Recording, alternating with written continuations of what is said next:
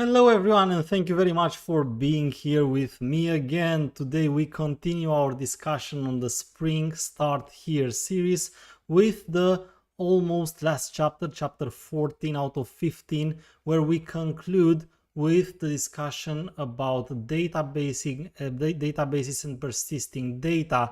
So I'm happy you are here with me again. Hope you will have an excellent episode today as well. I have a live chat here on my left side, so in case you want to write something, say something, please do it in the live chat. And if you are not here with us live, remember you can always follow me on LinkedIn or on social media in general. And of course there is the message section, the comment section for each episode, each video on this channel. You can use it to leave your comments and questions. With that being said, I don't want to spend too much of the time just for introducing the chapter. I want to dive straight into the today's discussion.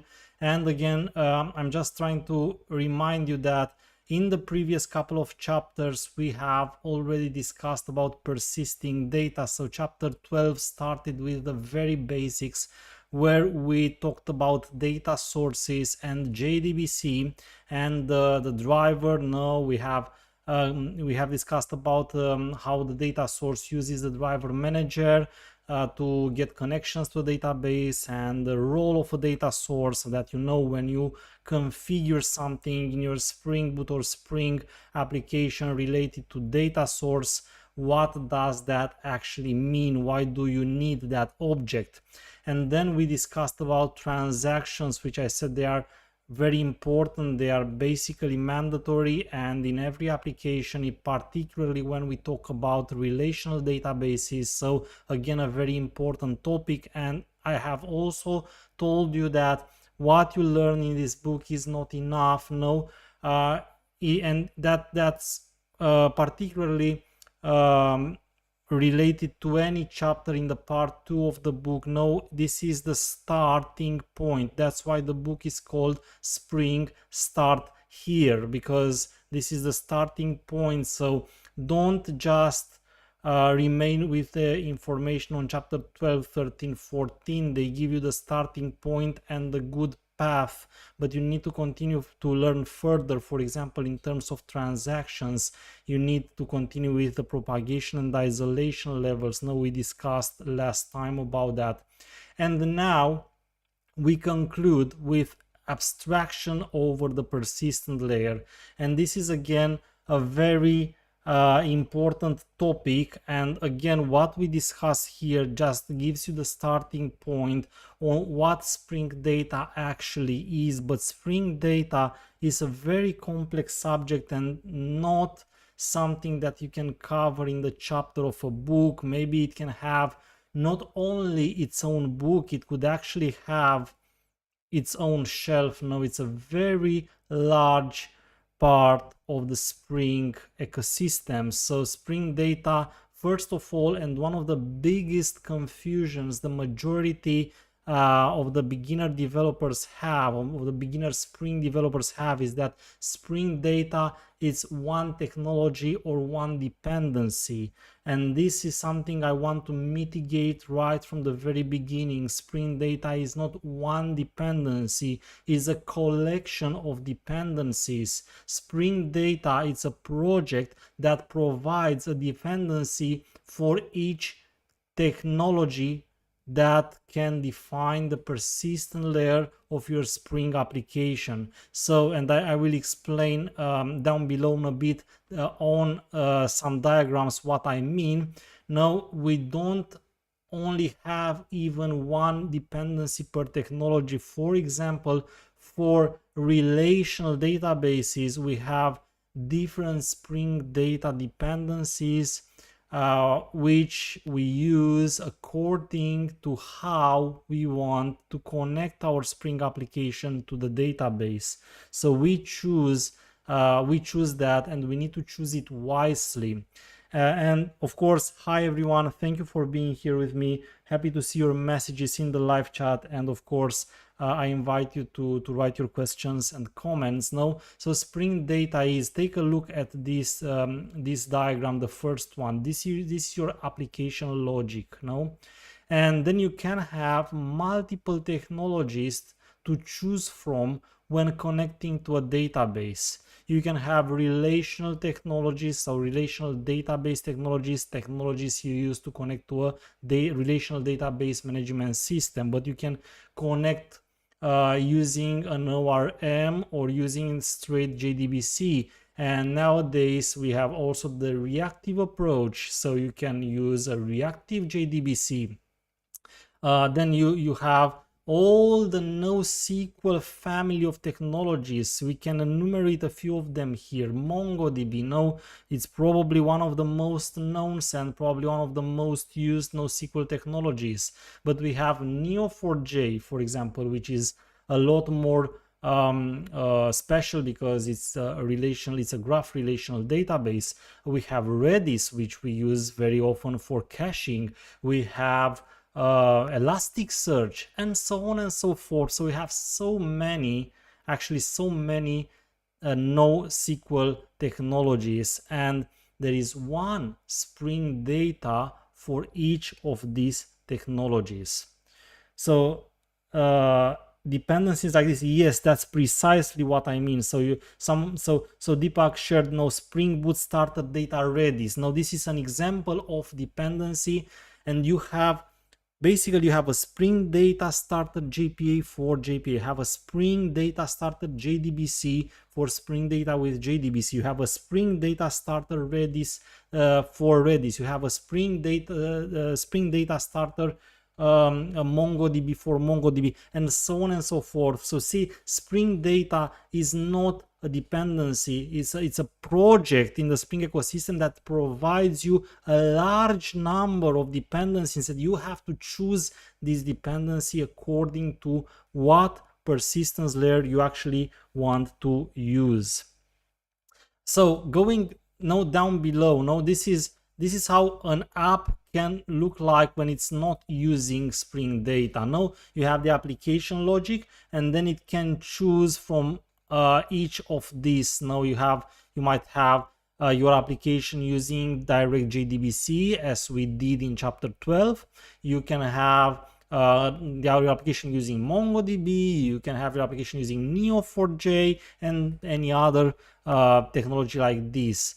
Now the problem with this is that if you use JDBC, then you have to write the code in a certain way. We have actually reviewed this way in chapter 12, so I'm not going back to that, but it's definitely, yeah, you have to write the code in a specific way for JDBC, which will be totally different, or sometimes it may look like a bit, but usually it's totally different from any other technology. So if I'm deciding to write my application with MongoDB, then I have to learn a totally different way of writing the queries and the operations, let's call them like that, operations with the persistent layer. If I'm choosing Neo4j, I will choose a Neo4j approach, which will be again different than MongoDB, different than JDBC, different than Hibernate, different than the others. And this creates at least two problems. One of them is I, as a developer, have to learn a lot of ways and become proficient sometimes with at least a few of them that I'm using throughout my system. Sometimes only one system might use several ways to connect to a database, especially when we discuss nowadays about microservices, which one of the benefits they come with is the fact that one, they are polyglottic, two, they can choose certain kinds of technologies depending on what's best for the responsibility they solve. So for one microservice, which is, say, it's managing documents, it will of course make more sense to use MongoDB than the other microservice that manages, I don't know, payment transactions, for which, say, relational databases would be a better approach. So I, as a developer, get a lot of complexity out of that, because I even in the same system might have to learn to use a large number of technologies. And we are human. The fact that we cannot be experts in everything is not abnormal. No one is. So how can we simplify that? One way we use to simplify these kinds of approaches, where we have multiple approaches that are used for the same thing, is abstraction. No, this is what we have learned from the very first object-oriented programming lessons when we talked about interfaces. No, that's why we use interfaces. No, sometimes it just offers us a contract to decouple from multiple ways of doing the same thing, such that one, you do not couple the objects, and secondly, you have a one way to link the two, the user of the service and the implementer of the service. Okay, and this is exactly what Spring Data is for in this context. So what Spring Data is, no, I'm gonna skip over the one that shows also that JDBC can come with multiple, including the possibility to use an ORM, no, because we talked about that. And now Spring Data is exactly that abstraction that comes in between your application logic and whichever technology you choose for your data persistence. This is why Spring Data is important, because it allows you, it gives you a contract that you can use to implement a lot of technologies, of possibilities you have for implementing your persistence layer.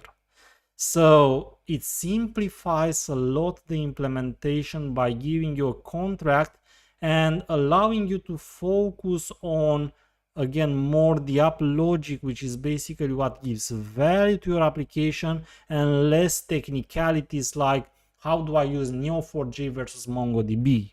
No, so this is basically what gives Spring Data the value it has and why we use it so often today. But this comes with a price. Remember, the price of abstraction is always the transparency, which doesn't allow you to see anymore exactly what happens behind the scenes. So this is why using Spring Data helps you eliminate complexity, but at the same time you still need to know what is behind the scenes. So that's why I always recommend any strong developer, they should know more than just defining some Spring Data methods in some interfaces. They should understand what's behind the scenes, and then they should have troubleshooting techniques in place just to make sure that they understand what their application does. No, so that's basically let's say essential thing in the end. An essential thing to know. Think is not like really the word. An essential complex of abilities to have. No, to be a real developer, first of all, you need to know how to implement applications with certain technologies. Then you need to know how they work behind the scenes, and at the same time, together with that, have the troubleshooting skills that, and all this together give you the capabilities. So that's why, that's what you need basically to have in the end. That's what your target as a developer.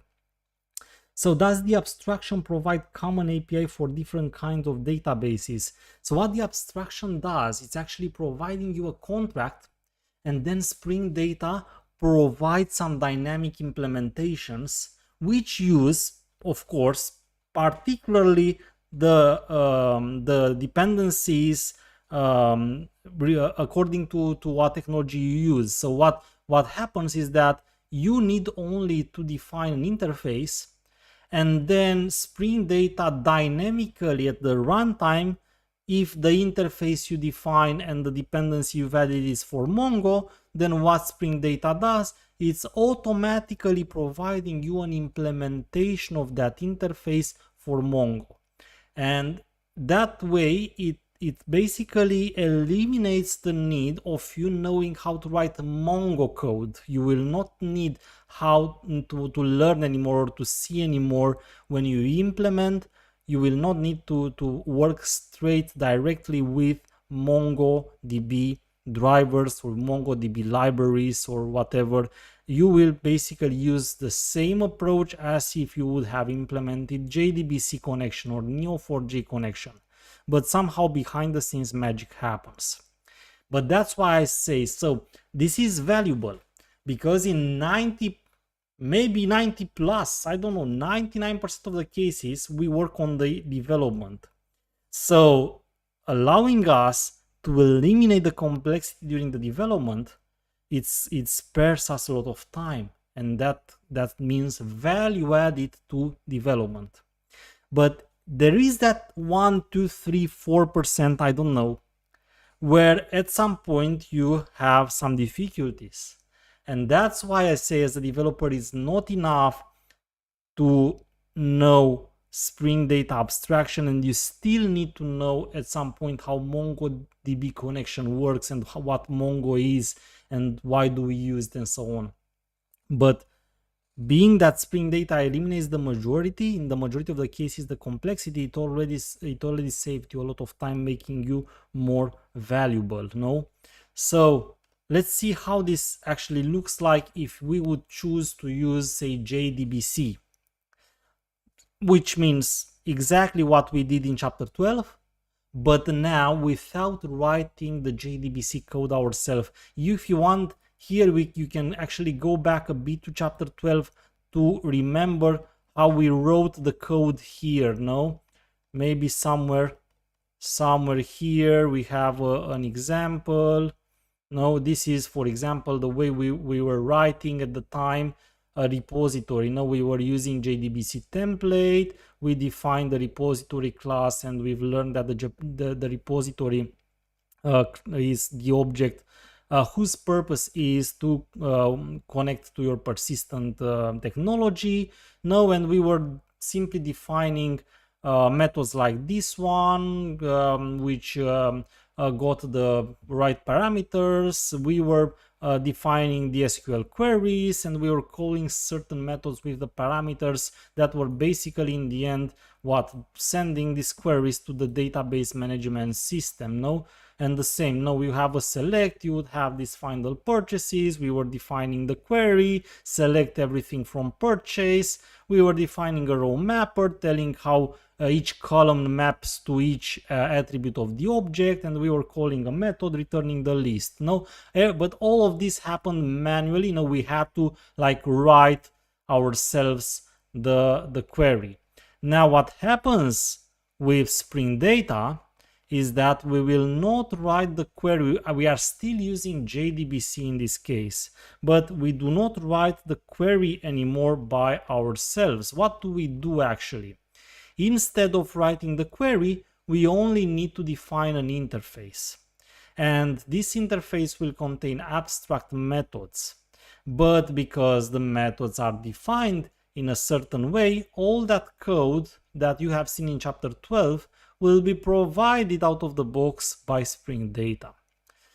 Now, it's important when you define an interface for Spring Data, it cannot be any interface. In order to be seen as a Spring Data repository, and for Spring Data to provide you with an implementation, as we talked, to provide you with that dynamic implementation, you need to have an interface that extends from one of the so-called Spring Data hierarchy of contracts.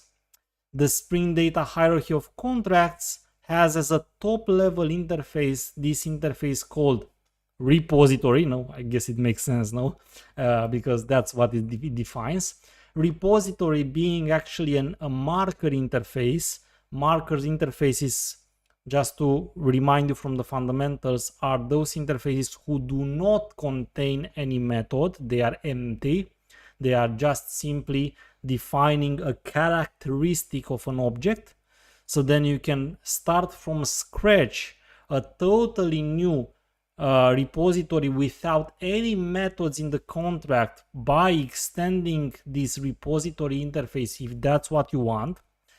And of course, that's not what will usually happen, but you can do that.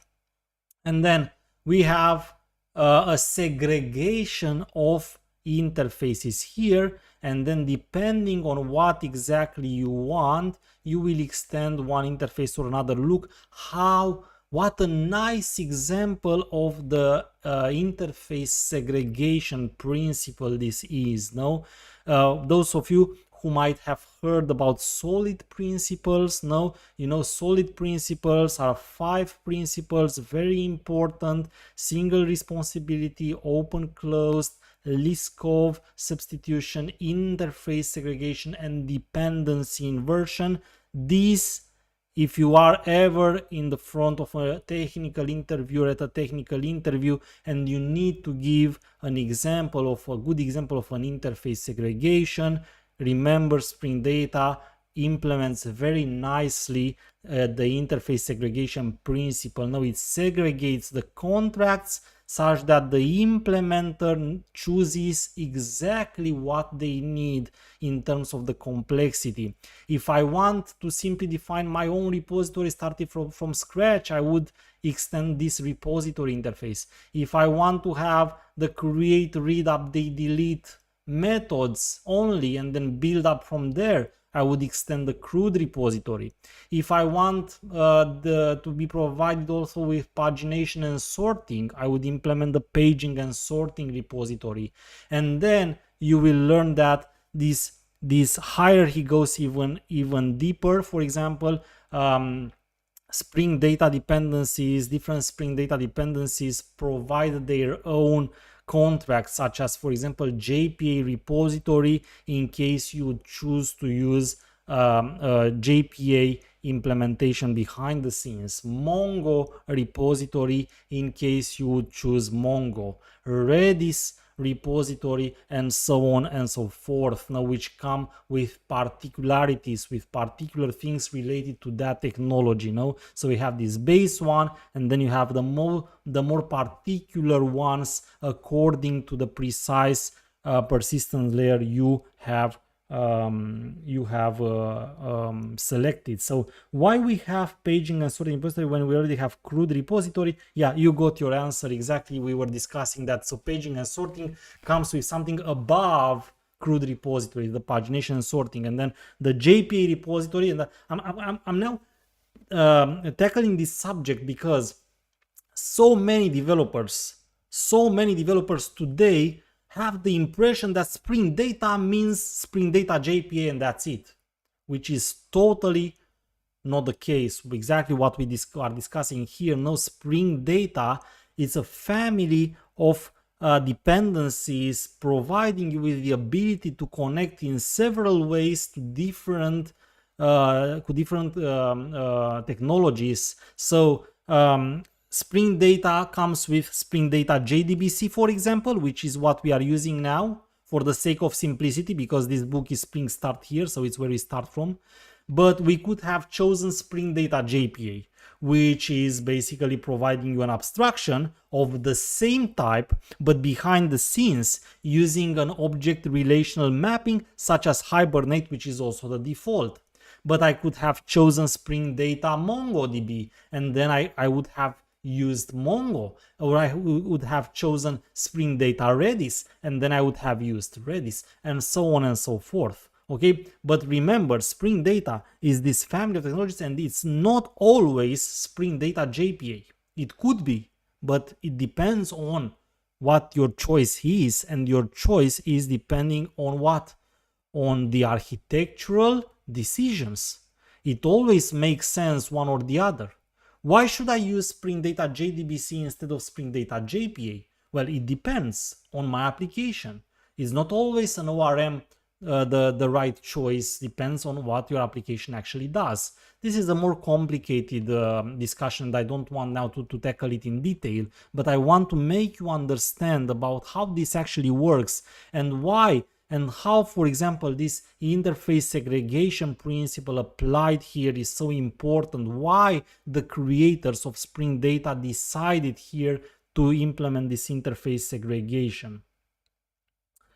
So what Hibernate actually is, allow me to not answer this question in this video, but you have a full Hibernate a playlist out there already, and I promise I will create more content over that as well. For the moment, for this lesson, it's important to remember that Spring Data allows you to use that or the other, okay? And now let me actually go further now, and let's see how Spring Data integrates with your application. Now we talked about Spring Data. This is the hierarchy on the right side, the hierarchy that you have seen up above here. No? Now, how do we actually integrate it with our application? When we want to create our own Spring Data repository, we need first, of course, to choose the technology we want to use, and then we need to choose the way in which we want to use it if there are multiple. For example, I have chosen a relational database, and I have chosen to connect it straight through JDBC. In that case, I will have the possibility to use to define my own interface, which needs to extend any of the three here depending on what capability I need. For example, in my case here, I have decided to extend from CRUD repository because, say in my case, I don't need the paging and sorting capabilities, so it's always the good principle to take only the minimum you need, the minimum usage principle, in order to avoid the complexity. This helps for keeping your application more maintainable. So then my application has a service class probably. Now we already know what a service class is because we have discussed about them also in the previous chapters. Now in this second part of the book, you have the service. The service uses most likely through dependency inversion, because we are in Spring application, the account repository. But look, very important, the service uses the contract account repository, which extends the contract CRUD repository. And why I emphasize this so much, remember in chapter 4 here, you have the table of contents on the left side, and in chapter 4 we have discussed about using abstractions for dependency injection. Well, this is why we have discussed using abstractions for dependency injections in chapter 4, because now if you remember what we discussed in the first part of the book very well, now you will understand how can the transfer service use an interface and still be provided with an implementation. No, that's why if you don't remember that, you should go back to first part of the book and understand it very well. This book, Spring Start here, you might hate it at the beginning.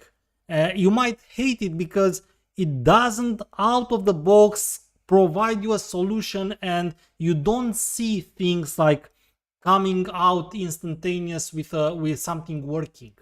But it's meant to be like this, because when you finish it, if you correctly took everything in order, you will know very well when something happens, how it happens. No, because it takes you from the deep inside on how things work. And that is the reason I designed it like this, because this is what a real powerful Spring developer needs to know. So it puts the basics on above which you can build.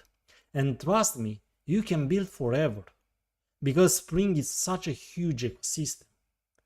But if you start building without the foundation, without the basics, then that's basically the where the majority of the developers make a mistake, because then they don't understand, and then they continue still building over without having the foundation blocks, and at some point they get stuck because they don't understand and they cannot learn further. That's why it's very important, and that's why I have carefully designed this book in such a way in which I know that even if you might hate it at the beginning because of that, because it doesn't give you the satisfaction up front of having something like really working and say, hey, I can now build an endpoint in the first chapter.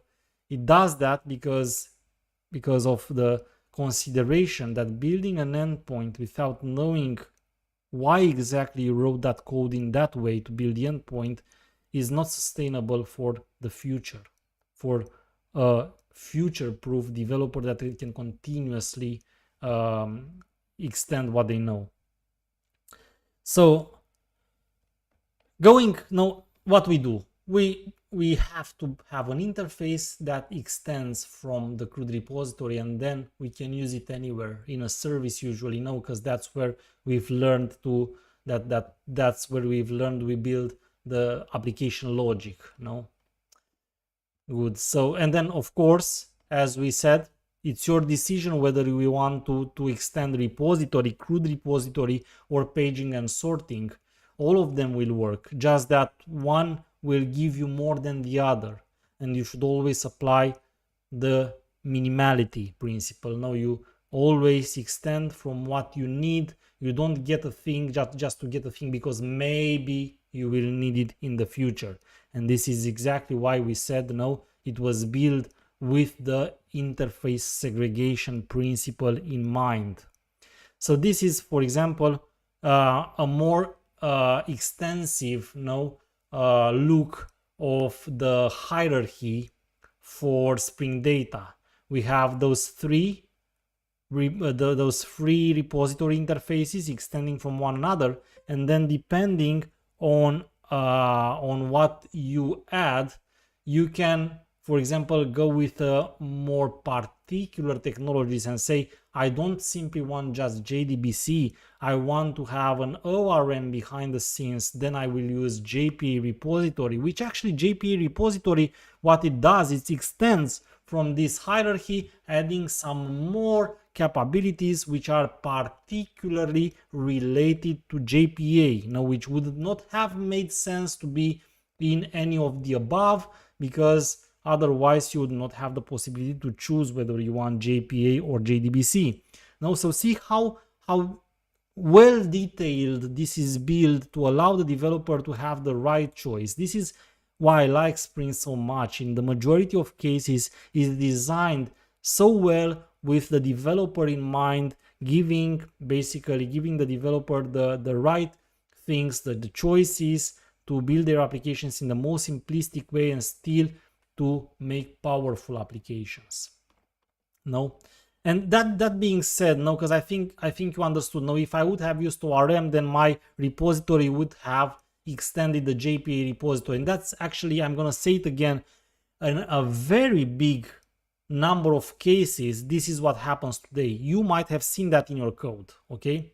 But again, this is not because Spring Data JPA is the only Spring Data and that's it. It's because it's one of the options you have, and it happens to be in a very big number of cases. ORMs are powerful and allow you give you the tools for things that you need there.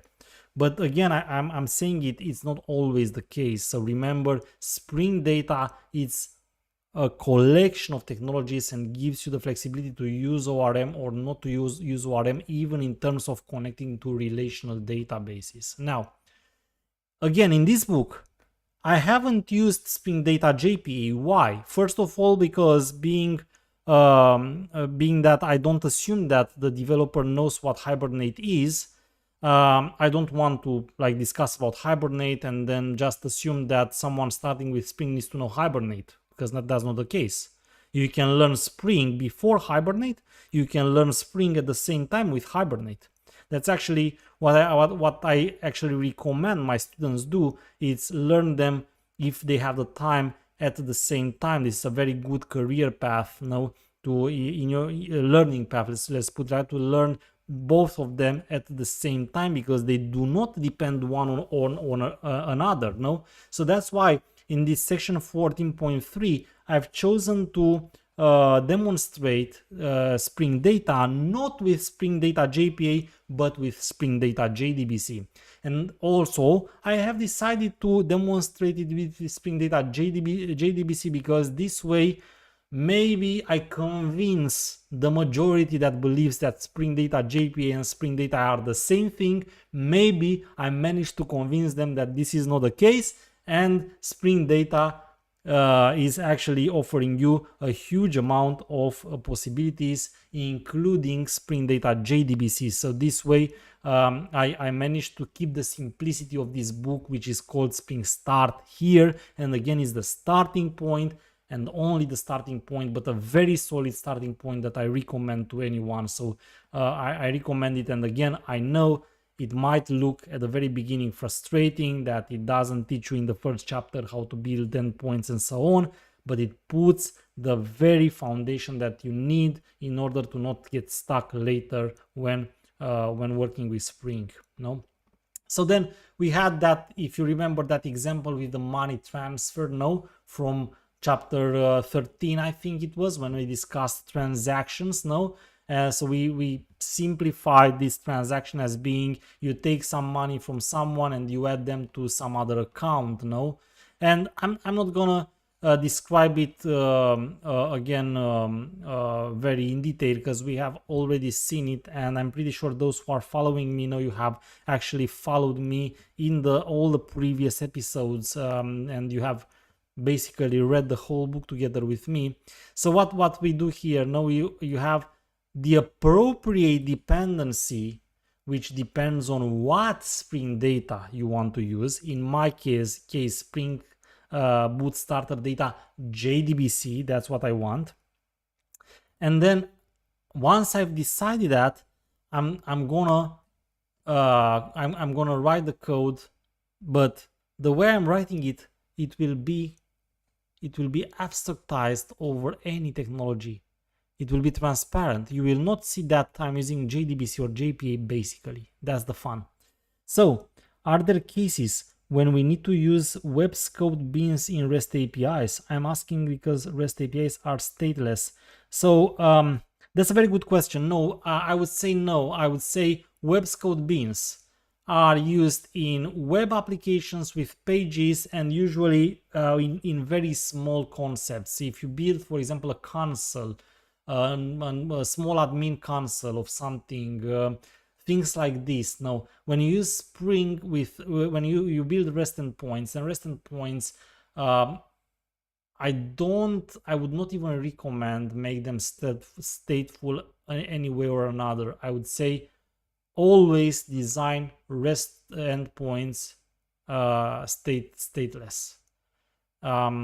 I don't see any reason why you would build statefulness with REST endpoints. Those web scopes, they are good when you build a web application with pages, and that's the way we did it, I think in chapter 7 here, no? So somewhere there. Otherwise, no.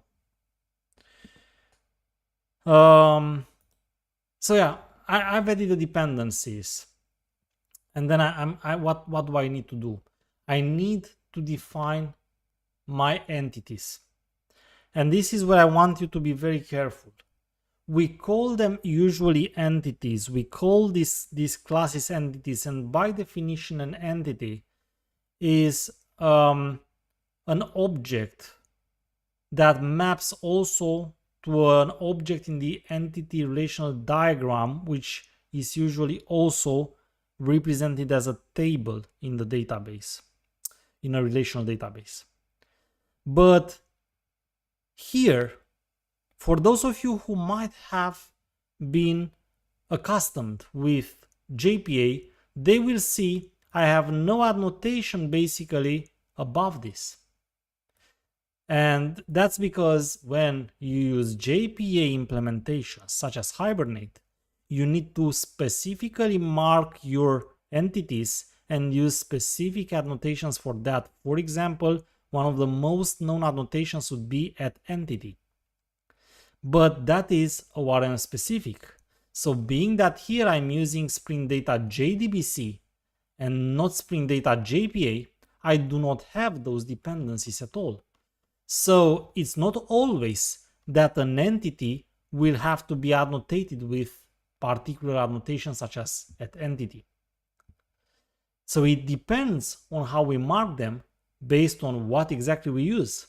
For example, if this would have been a MongoDB document, then you would have had to mark it with at document, because that's what the MongoDB dependency requests.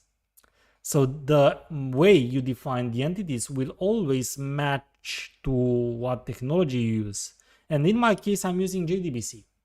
So the only thing I'm doing, I'm marking the primary key, which is something you have to do, and it's something, say, mandatory with Spring Data.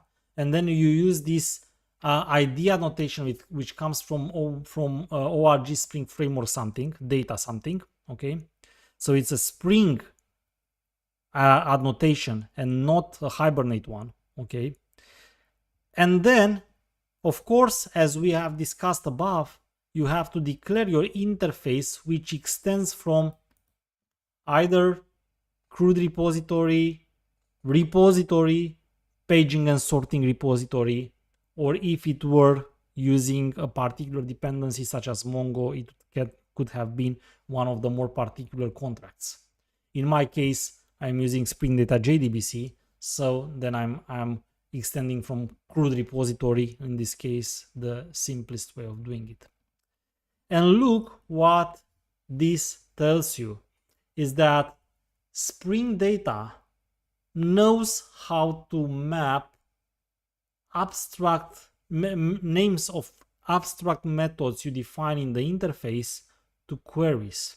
It translates, it has this so-called DSL language that if you write the name of your method correctly using the proper DSL, it will transform that DSL method name into exactly the query that will be sent.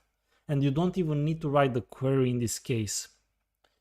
So, in real-world apps, what is the relative ratio of using Spring JDBC versus Spring Data JDBC versus Spring Data JPA? Well, that's a very good question. Well, nowadays, I would say it makes no sense if you want to use JDBC not to use Spring Data JDBC. So if I were to choose using JDBC, I would definitely go with Spring Data JDBC because it's a lot more easy. No, you eliminate the boilerplate code. It's exactly what we discussed here, the purpose of the abstraction. So the JDBC template is basically something that you still see there in older applications, but I would actually go in a newer application with Spring Data JDBC. I would choose Spring Data JPA only where ORM applies. For example, when I have different relationships and the relationships I need to focus on establishing in an easy way the relationship between the objects. But I would avoid ORMs, for example, like Hibernate, when I have to deal with a larger amount of data, usually with processing that is scheduled and stuff like that. In general, it proves very poorly with those use cases. So to answer your question quickly, of course, it's very easy to choose between JPA and JDBC because it's always about if you have relationships or not and the amount of data that you have to collect depending on what your application does. When I would have to choose between JDBC template and Spring Data JDBC today, I would probably always choose Spring Data JDBC because, well, it's the modern approach which eliminates boilerplate code. Can we create n+1 query problems as well? Well, yes, you can create n+1 query problems even with JDBC template. Now, n+1 query problem is a problem that it's basically the definition of I'm selecting some collection of records, and then for each record I'm selecting some more data. I can introduce such a problem even with a wrong logic, no? So that can happen anytime. regardless of the technology you use. It's usually easier to introduce it without knowing with JPA, with an ORM approach. Because with an ORM approach, many things happen behind the scenes, or more things happen behind the scenes, and it's more difficult to see them.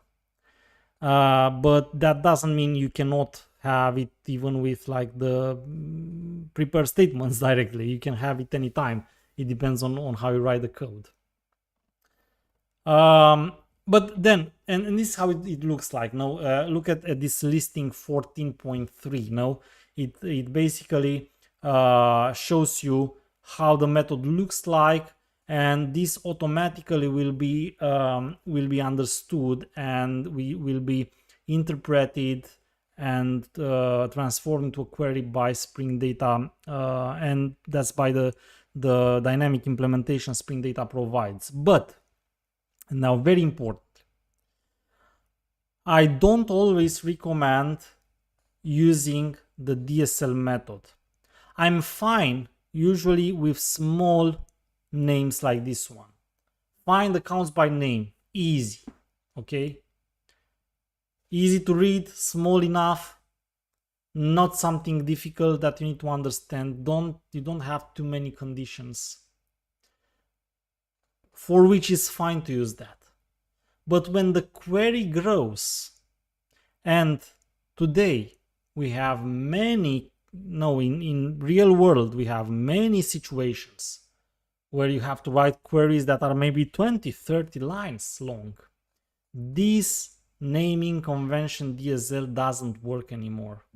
And it doesn't work anymore because imagine what the name of the method would look like if you have like some joins with other tables, some more where conditions, an order by, maybe some, I don't know, like a very complex query. It doesn't work. And then that's what we have the query annotation for. When the query becomes longer and it doesn't work anymore to simply have it as a name of the method, then what you have to do is to apply it over the name of the method, over the method, and then instead of trying to interpret it as DSL, Spring Data will simply use the query you provide. The benefits for this are, again, if it's a longer query anyway, it doesn't work. And even if it's a shorter query, it's still more performant to provide yourself the query, because instead of having Spring Data splitting here and using some particular algorithm to understand the DSL you mean here and transform it to a query, you of course provide it for free, which means automatically it will be more performant. And then thirdly, you will not worry that someone changes the name in a way or another and suddenly doesn't work anymore. So that's why in the majority of cases, and I think that's somewhere stated also in the book as well, I do recommend you using the query annotation to provide in clear the query. And today with Java 17 and above, you can use text blocks when the query becomes longer, and then the text blocks will basically help you write this query in a very readable way.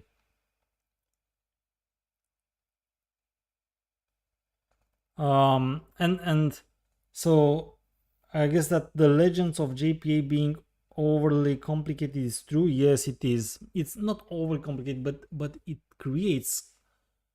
So reality is that Hibernate and JPA in general is not easy. First of all, take the specification, search it on Google. It's a 700 pages PDF document. And thirdly, even if you search for a complete book, that not a specification, but a book that describes how to use it properly as a developer, you will still find like large books about this. But at the same time, the reality is that when you write code with ORMs, applied in the right situation, it spares you from writing a lot of code, which actually makes the app more maintainable, but that's if you know how to use it. So, like any other tool, no, it's not. There is no silver bullet. You have advantages and disadvantages.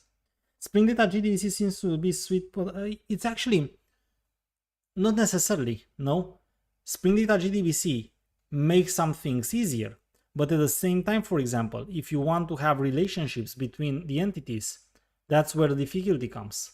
There is no one-to-many, many-to-many, one-to-one annotations that you can use to implement relationships between your entities. So you have to manually do that. So that's where basically Spring Data GDBC might become a pain if you actually have to work with multiple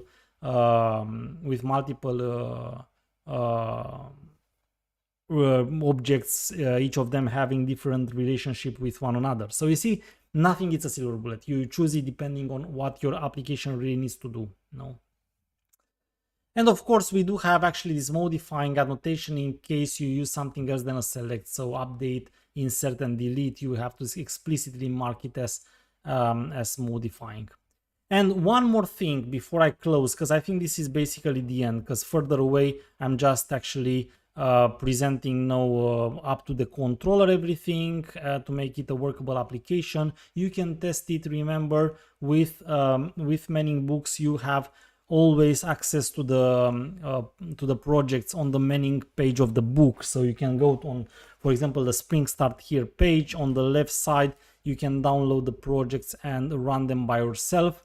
One thing I want, however, to mention, to highlight before we end, observe there is no add repository annotation over the interface. No, I see these mistakes so many times because somewhere on Stack Overflow or whatever, someone decided they want to use add repository over the Spring Data repository, and then everyone started copying that, and because they don't really understand what that add repository is.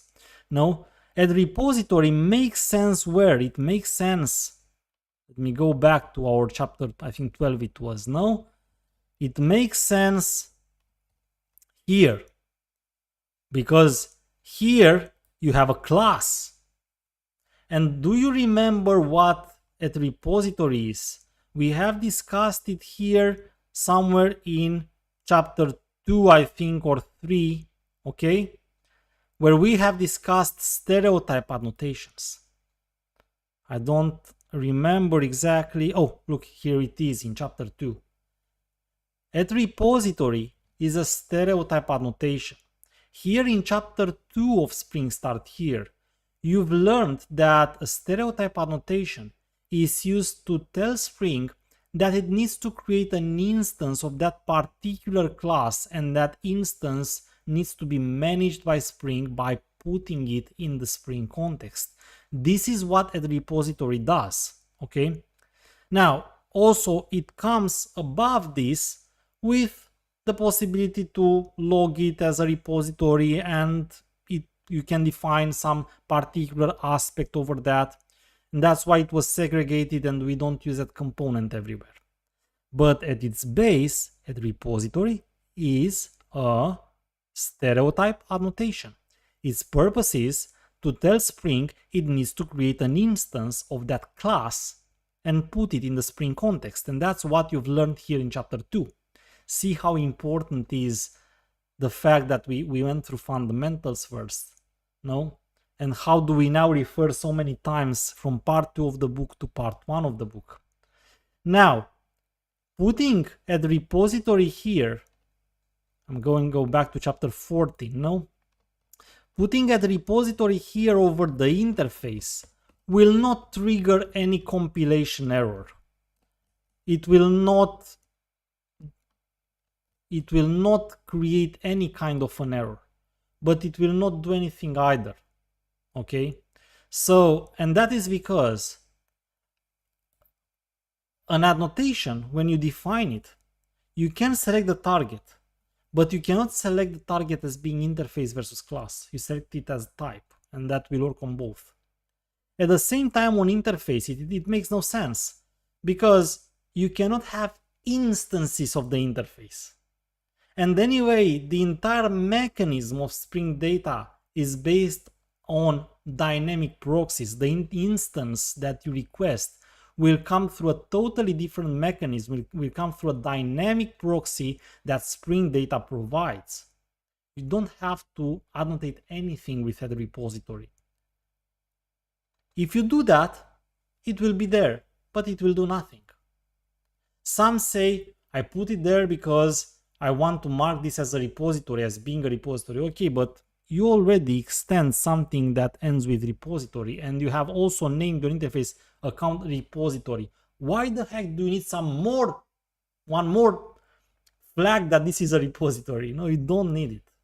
So the add repository annotation doesn't need to be added over Spring Data interface. You do that, it will do nothing, but preferably don't do that because it's simply just boilerplate code there, okay?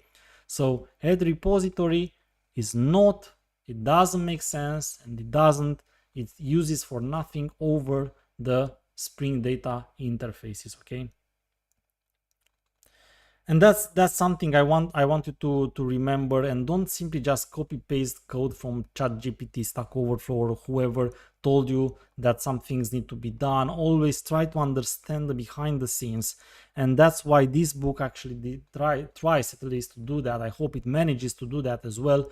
No, so see now here I'm just requesting it normally as a normal dependency injection through constructor, and then Spring Data will automatically know how to provide me a dynamic proxy over that, and that's how it actually works now. And yeah, again, this is the starting point for what Spring Data is. A whole can be learned further starting from now on, but I think this chapter of Spring Start here did its job, and you have now the starting point from this with a solid foundation.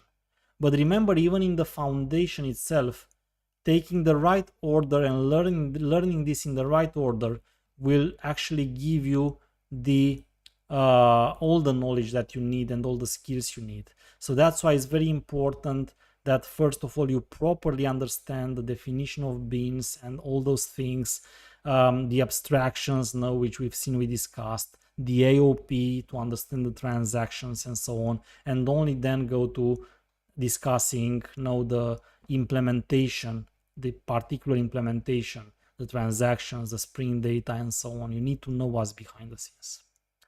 And we are almost done with the book, so I'm happy. We are actually almost at the last chapter. Next time we talk about testing. Again, I will give you the needed starting point on testing as well, and this way you have completed a full book giving you the foundation of this excellent framework, and from now on there is no limit. No, sky is the limit. You can actually continue learning as much as you need throughout your whole career, and I will always be here to help you, and this channel as well, with a lot of content on it.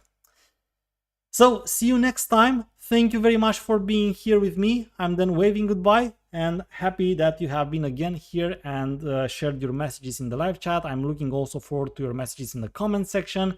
And until next time we meet, have an excellent time for learning further. Cheers.